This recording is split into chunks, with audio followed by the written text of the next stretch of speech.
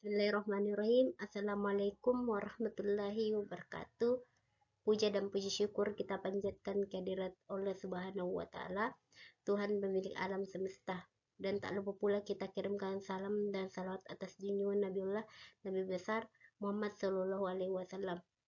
Nabi yang telah membawa kita dari alam gelap gulita menuju alam yang terang menerang seperti yang kita rasakan saat ini.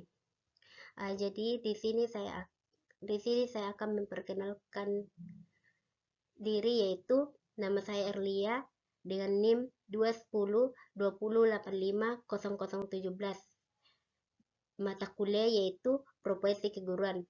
Di sini saya akan membahas mengenai kasus yang berkaitan dengan profesi keguruan. Jadi kasus yang saya angkat yaitu kasus seorang guru yang tega mencabuli murid.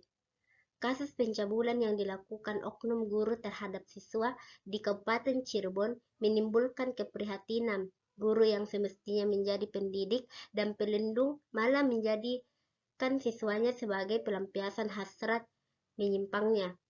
Seorang pengamat sosial di kota Cirebon, Dr. Khairuddin Imawan, menilai kasus ini bisa terjadi salah satu akibat relasi kuasa yang disalahgunakan.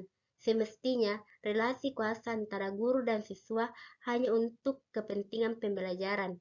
Jika relasi kuasa sudah keluar dari koridor, maka siswa harus berani menolak walaupun guru memberikan ancaman, kata Khairuddin kepada Republika.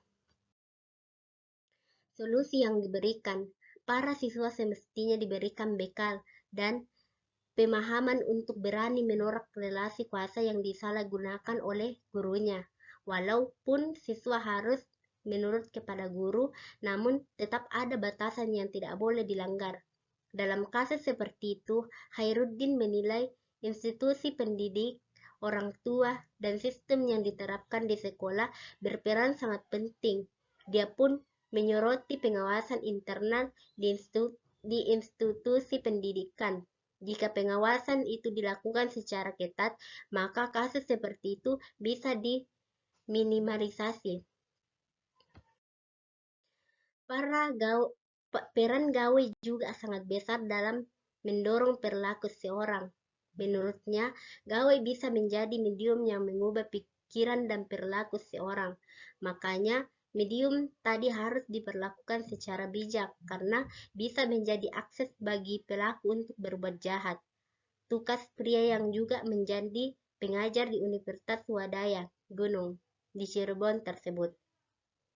Secara psikologi, terdapat traumatik yang dialami pelaku karena dulunya pernah menjadi korban pencabulan. Akibat trauma itu, pelaku memendam keinginan untuk melampiaskan hasratnya sehingga mendorongnya berubah dari korban menjadi pelaku.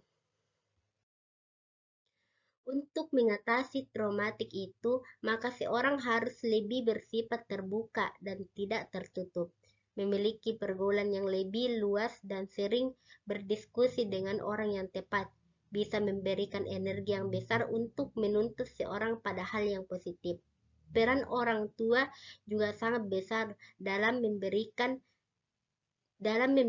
pendampingan kepada anak yang menjadi korban.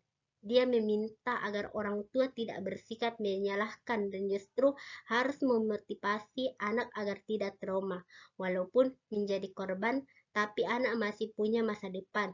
Motivasi itu harus diberikan kepada anak. Seperti diketahui, jajaran Satreskrim Polres Cirebon berhasil mengamankan pelaku di bawah umur. Dari hasil pemeriksaan, pelaku ternyata merupakan oknum tenaga mengajar dan korban adalah muridnya. Kapolresta Cirebon, Kambes